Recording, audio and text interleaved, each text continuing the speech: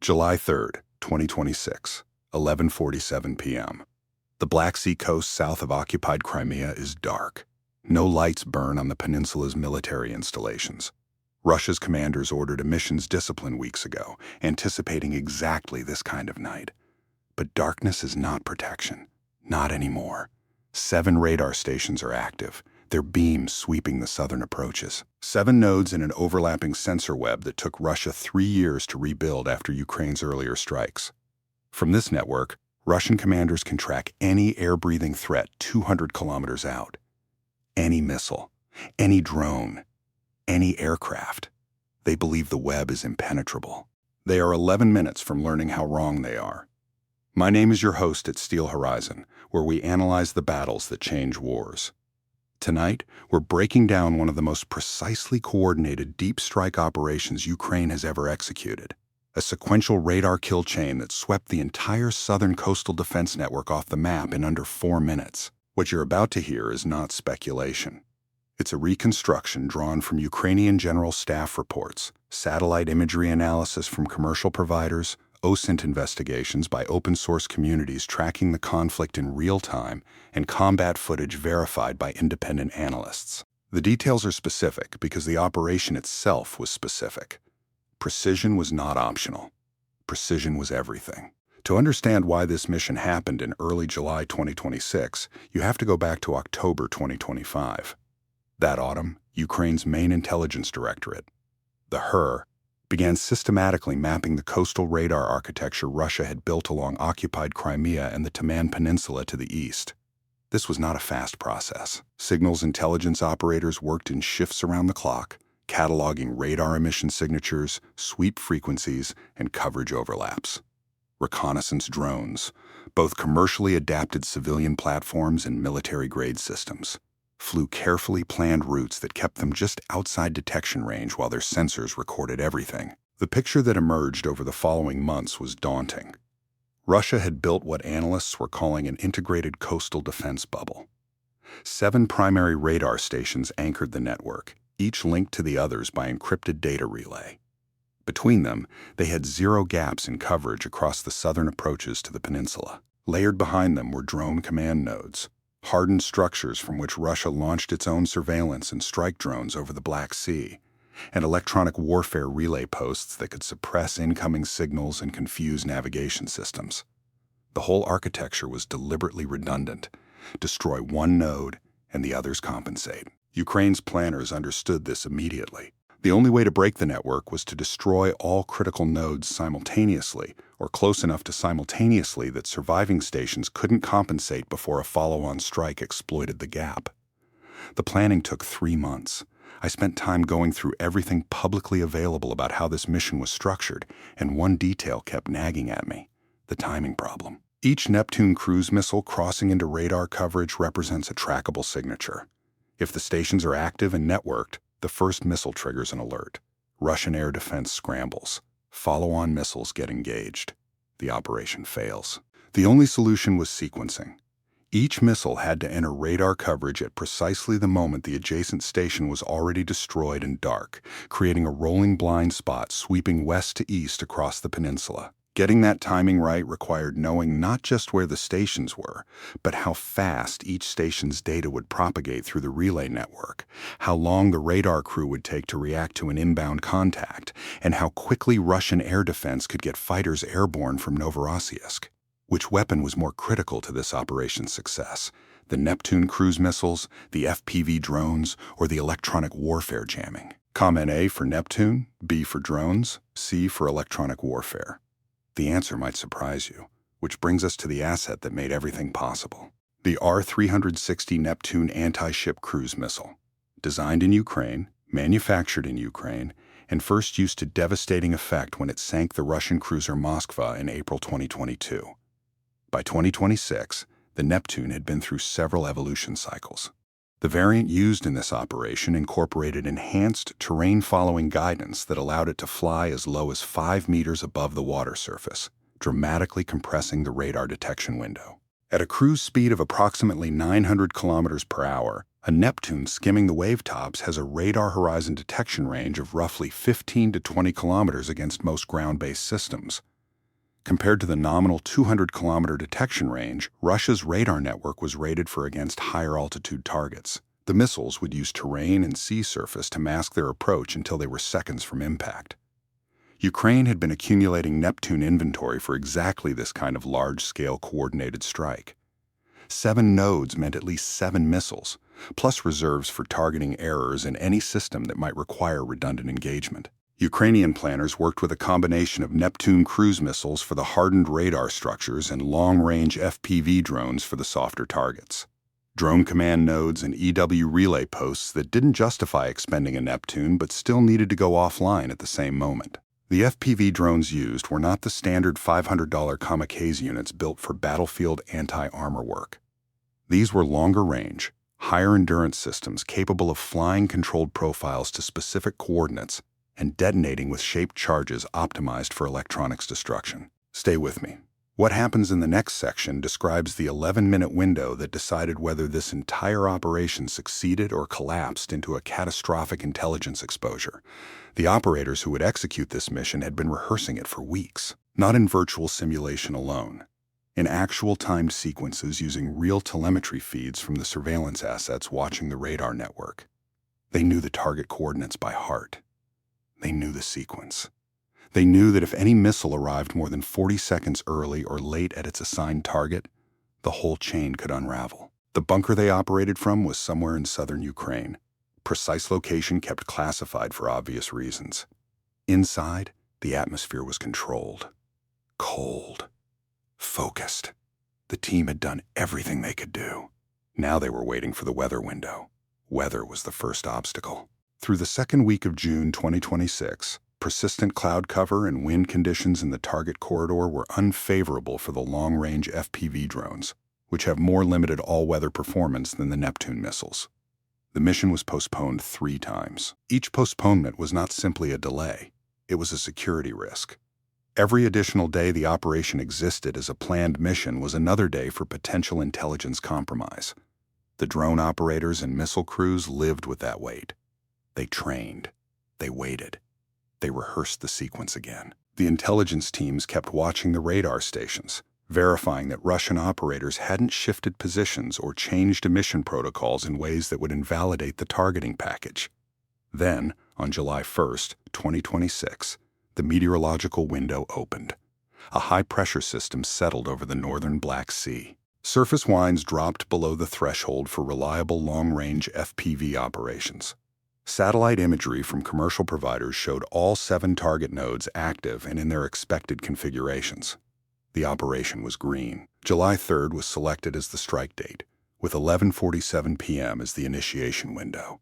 Dark, minimal civilian air traffic, and coinciding with the routine rotation of Russian radar crews that intelligence suggested created a brief administrative gap in attentiveness at several stations. How many radar nodes did Ukraine's strike take offline in under 4 minutes? Comment A for 5, B for 7, C for 9. We'll give you the answer before this video ends. 3 hours before launch, Ukrainian electronic warfare units began their preparation. EW assets positioned within range of Novorossiysk airfield, Russia's primary fighter base for Black Sea operations, located on the eastern shore, began warming up jamming systems targeting the specific radio frequencies used by Novorossiysk airfield approach and departure control. This was not broad-spectrum jamming. That would have been detectable and would have alerted Russian commanders that something was coming.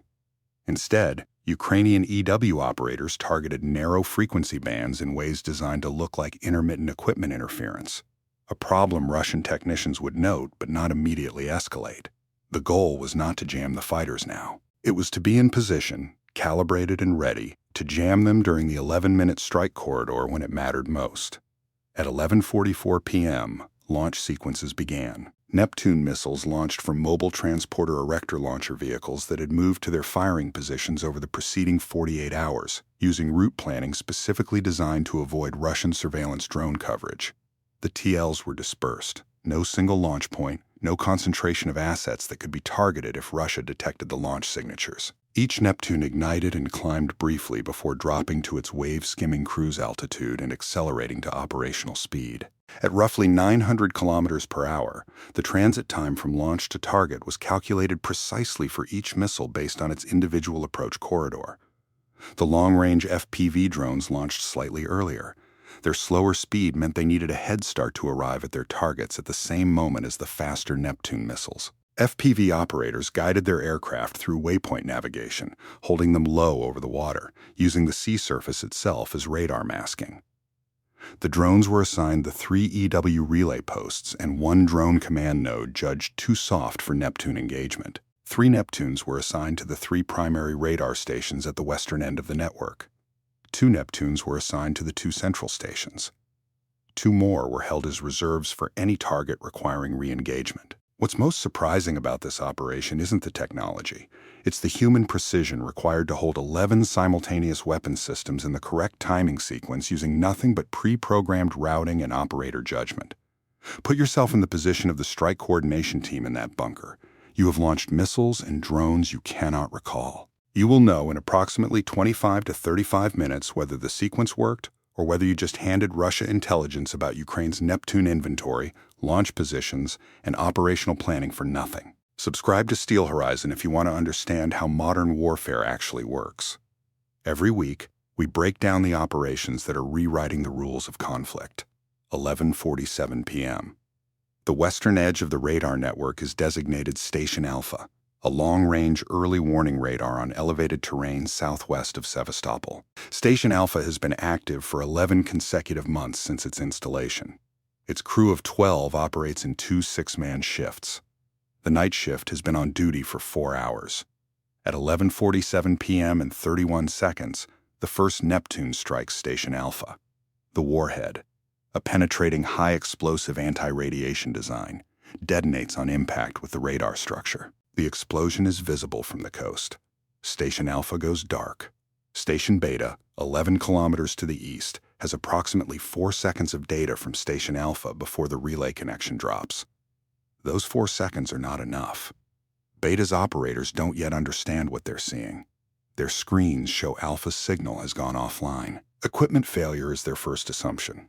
The same assumption any operator makes when a link drops unexpectedly. At 11:47 p.m. and 49 seconds, 18 seconds after Alpha was struck, the Neptune assigned to Station Beta detonates. Beta goes dark. The sequence is already working.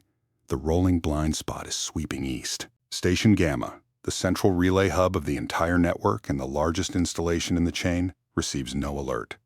It has already lost data relay from both Alpha and Beta. Its operators are reaching for communications equipment. They need to find out what's happening on the western edge.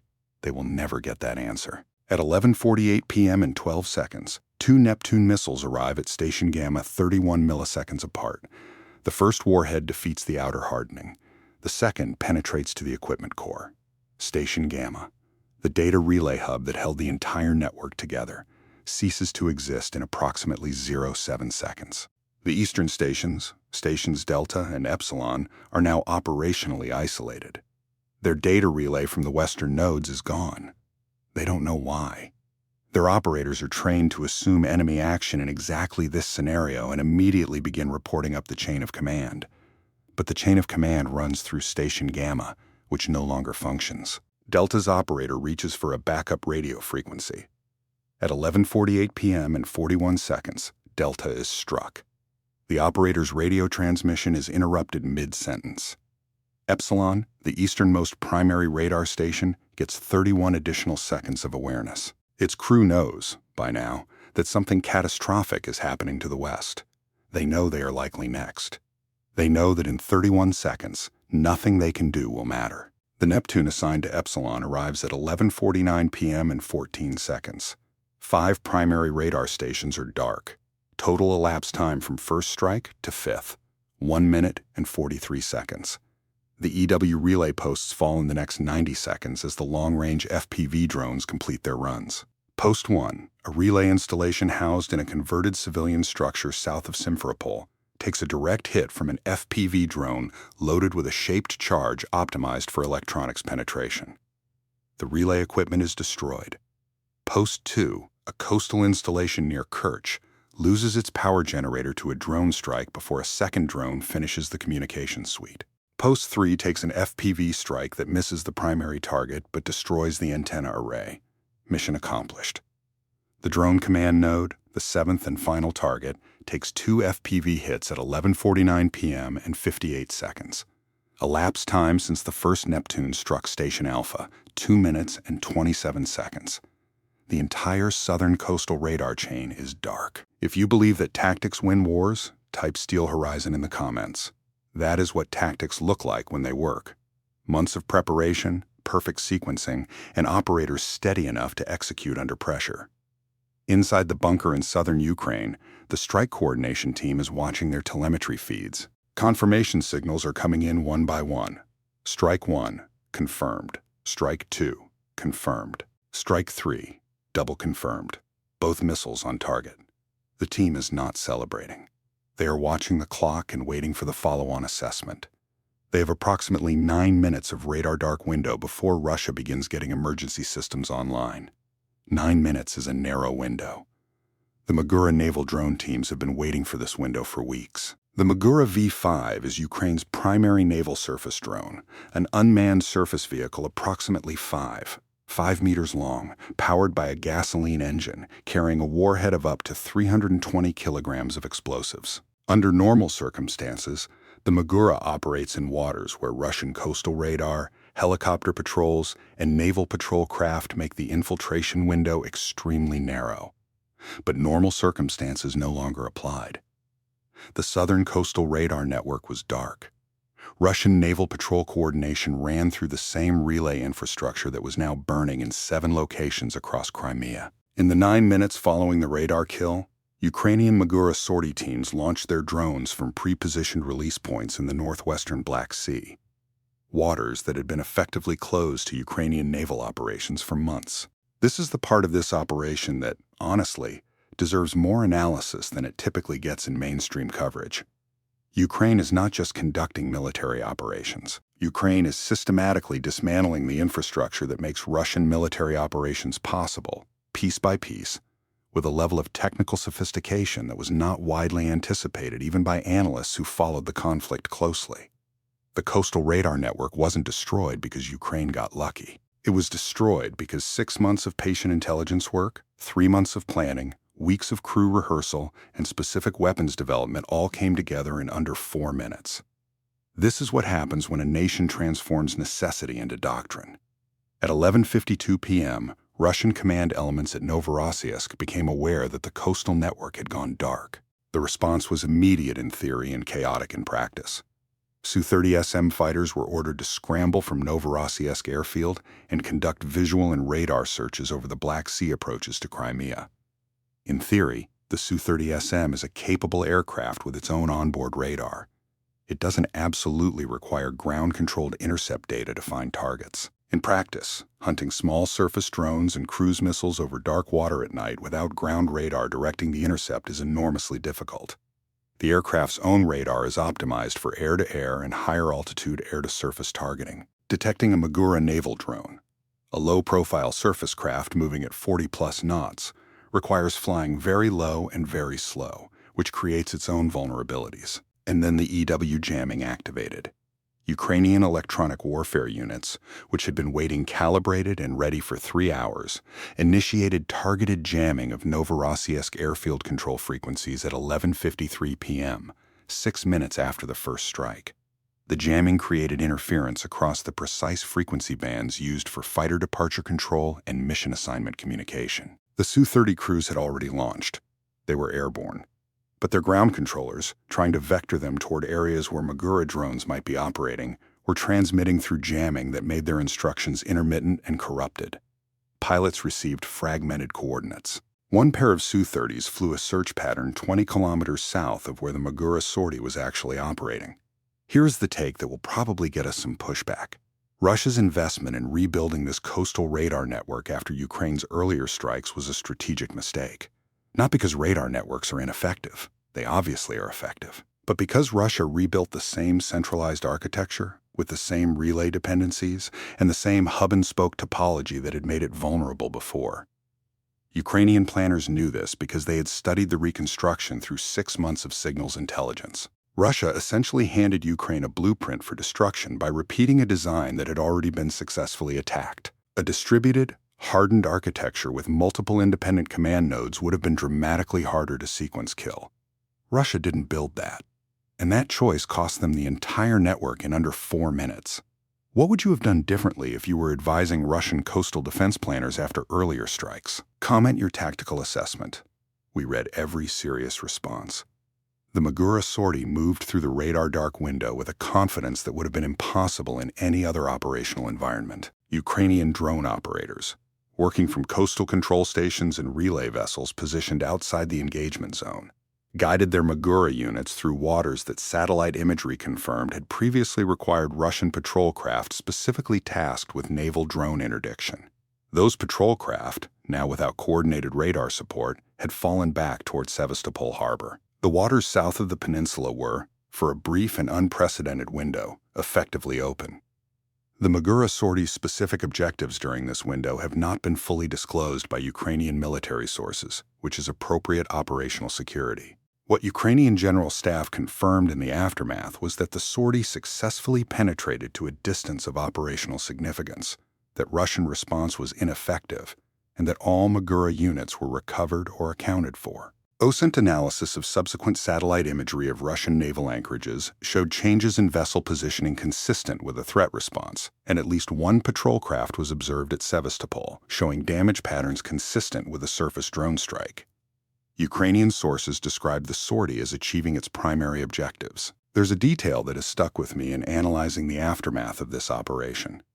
In intercepted communications reviewed by Ukrainian intelligence, fragments of which were subsequently published, Russian naval officers were using the phrase "flew blind over dark water" to describe the Su-30 search efforts. That phrase appears independently in at least 2 separate communications originating from different command levels. It wasn't scripted. It was the same description arising organically from personnel experiencing the same operational reality. They had launched sophisticated fighters.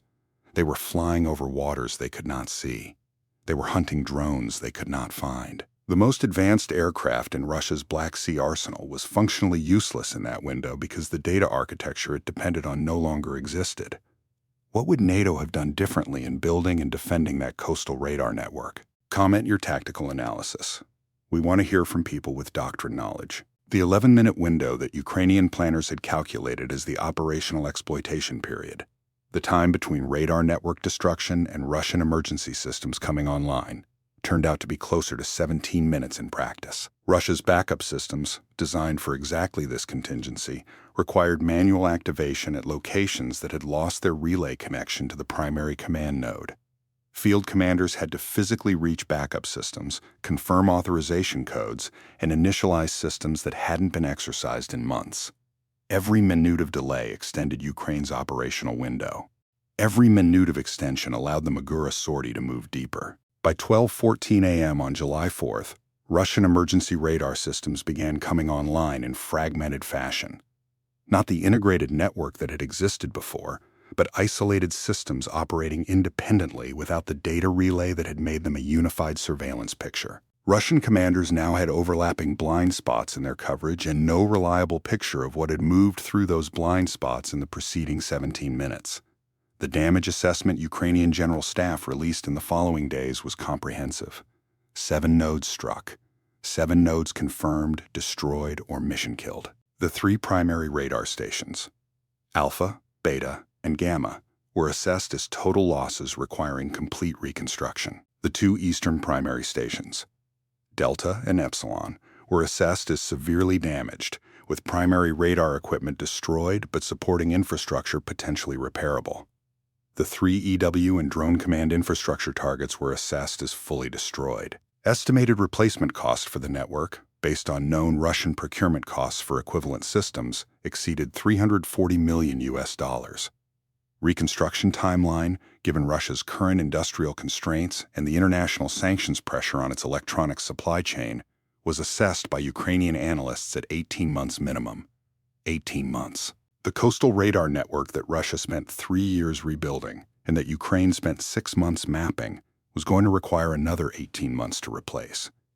If Russian industry could even source the components given ongoing sanctions pressure on its microelectronics imports, Chinese dual-use technology components, which Russia had increasingly relied on to fill gaps in its precision electronics production, faced tightening export controls in the months preceding this strike. North Korean technical assistance, which Russia had leveraged for certain manufacturing processes, cannot substitute for the sophisticated radar signal processing equipment these installations require. The supply chain problem is real, and it is Ukraine's strategic ally in the long-term contest. The 7 Neptune missiles and the FPV drones that executed this mission cost a fraction of $340 million.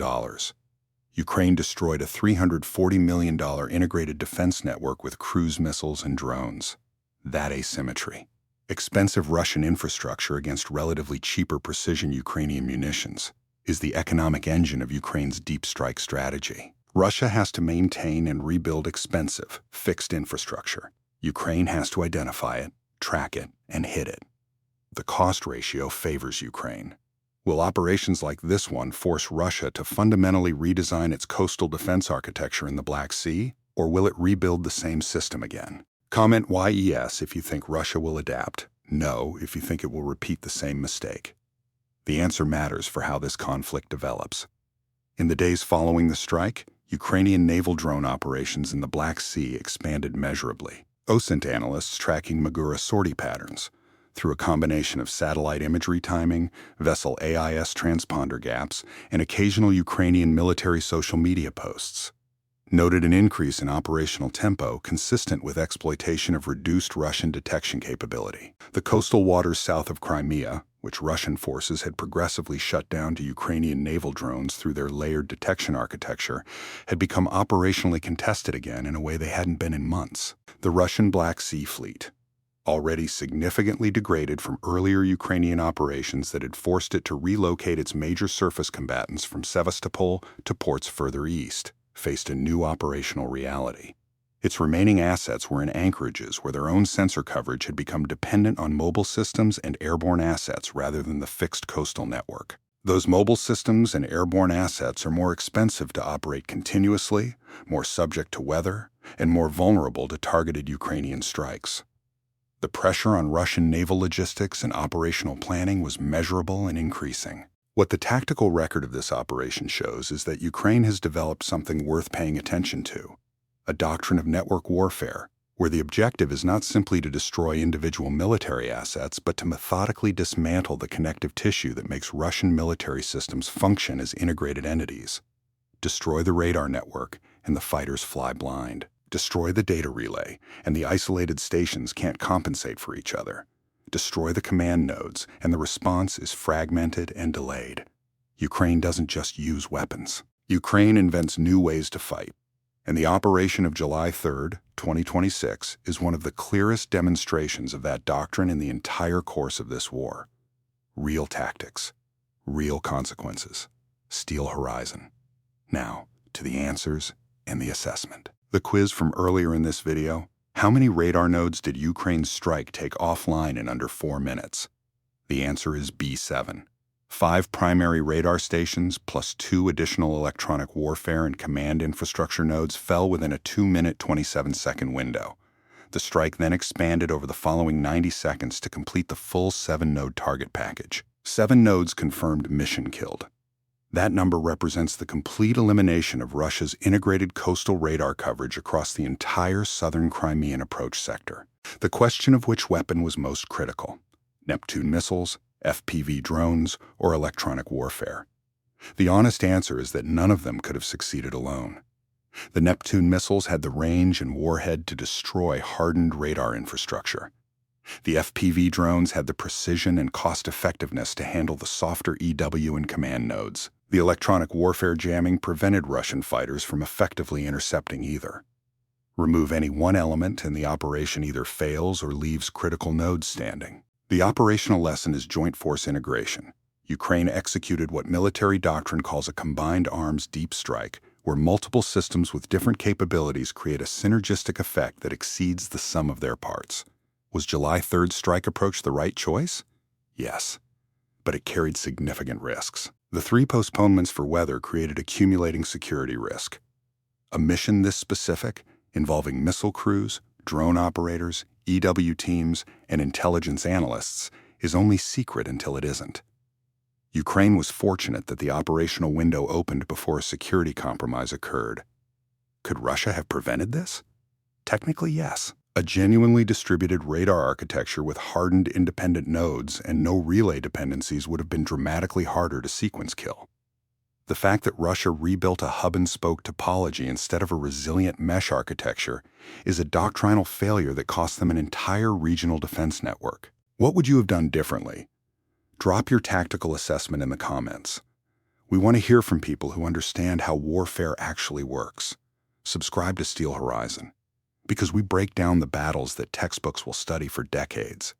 The Black Sea coast is quieter tonight than it was 3 weeks ago. 7 sites along Crimea and the Taman Peninsula are dark, their structures demolished, their equipment destroyed. Russia's coastal radar network, the invisible wall that protected its remaining Black Sea assets, is gone. The waters that were sealed are open again. Ukrainian naval drone teams are watching the horizon. Silent reminders burn in the ruins of 7 radar stations. Modern warfare punishes those who build the same mistake twice. Stay vigilant.